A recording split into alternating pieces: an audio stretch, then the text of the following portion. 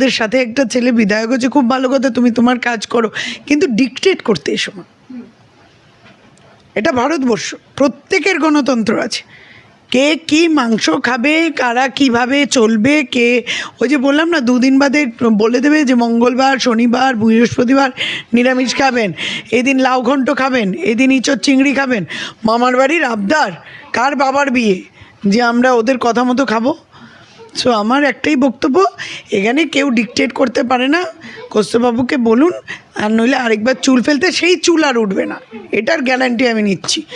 যে উনি বলবেন আর আমরা শুনবো সনাতনীরা, সেটা কিন্তু হতে পারে না।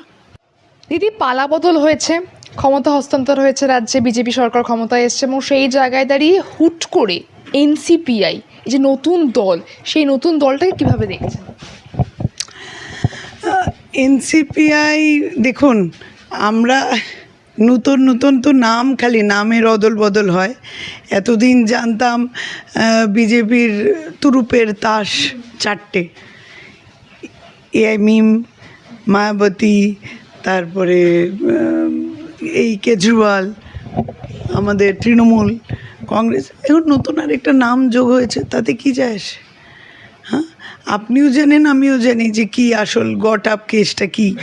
হ্যাঁ, সেটা নতুন করে তো বলার দরকার নেই। দেখুন, ভারী করতে হবে। বিজেপি এখন এমন একটা খেলায় মেতেছে। আপনি দেখুন, বিজেপির স্ট্রাকচারটা একটু ভালো করে দেখুন। মুখ্যমন্ত্রী কে হয়েছে? সে কি বিজেপির লোক? বিজেপি কোথায়? বিজেপির সংগঠন কোথায়? এমন কেউ আছে যে আমি ছোট থেকে বিজেপি করে বড় হয়েছি বলতে পারবে? মুখ্যমন্ত্রী যিনি হয়েছেন পারবেন?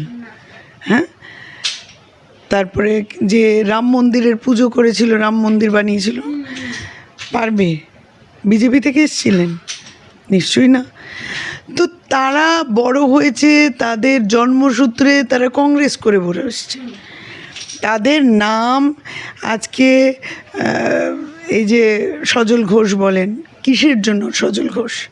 সজল ঘোষ কংগ্রেসের জন্য সজল ঘোষ, সবাই সেখান থেকে জানতো। শুভেন্দু অধিকারী ছাত্র পরিষদ করে উঠেছে।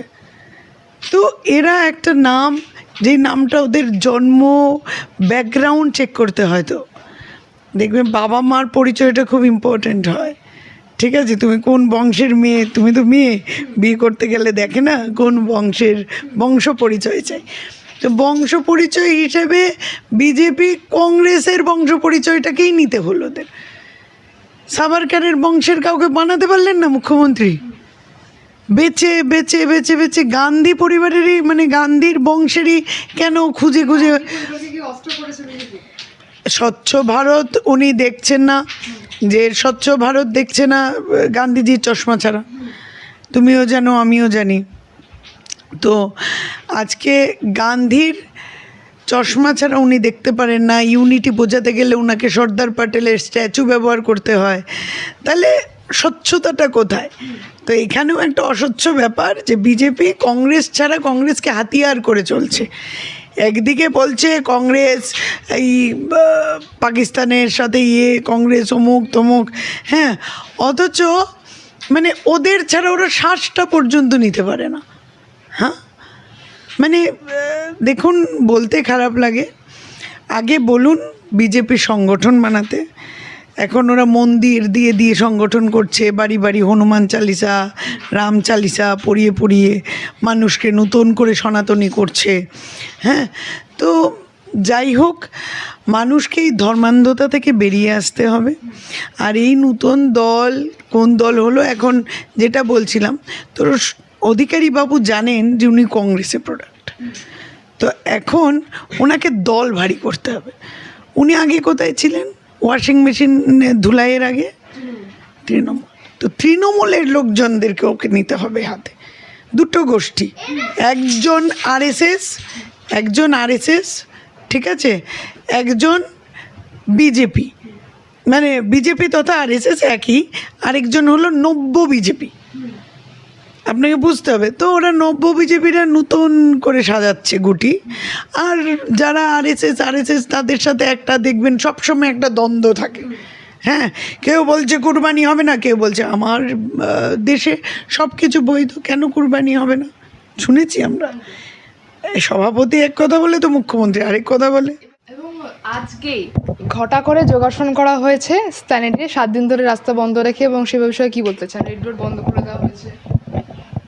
নিশ্চয়ই আমরা সবাই জানি যে যেই রাস্তাটাকে আজকে বন্ধ করে এই নাটকবাজিটা করা হচ্ছে, সেইটাতে এই রাস্তাটা কতটা ইম্পর্ট্যান্ট। আজকে যদি সাপোজ একটা যুদ্ধকালীন পরিস্থিতি হলো, তখন ওই রাস্তাটা কতটা ইম্পর্ট্যান্ট।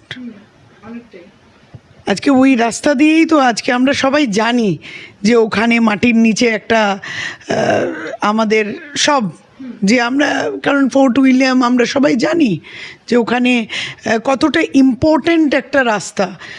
এখানে বিভিন্ন কারণের জন্য আমরা এর আগেও দেখেছি দুর্গাপূজার প্রসেশন হয়েছে, সব কিছু হয়েছে, কিন্তু সাইডে প্যান্ডেল করা হতো। আজকে রাস্তা জুড়ে প্যান্ডেল করা হচ্ছে, তাই না? ভুল বলছি কি? তো আমার বক্তব্য হলো, কেন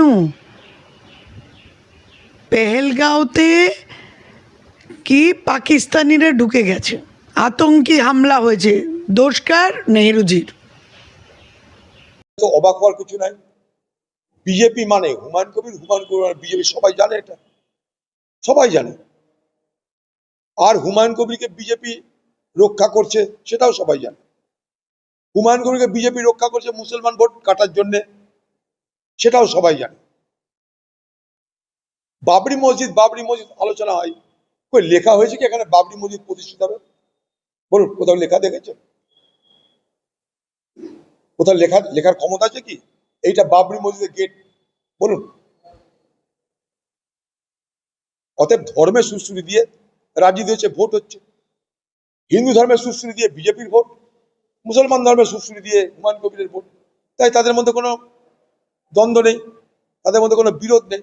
দুজনের লক্ষ্য এক, ভোট কাটো, নিজের ভোটের পকেট ভরো, তার জন্য দেখতে পাচ্ছেন এক জায়গায়।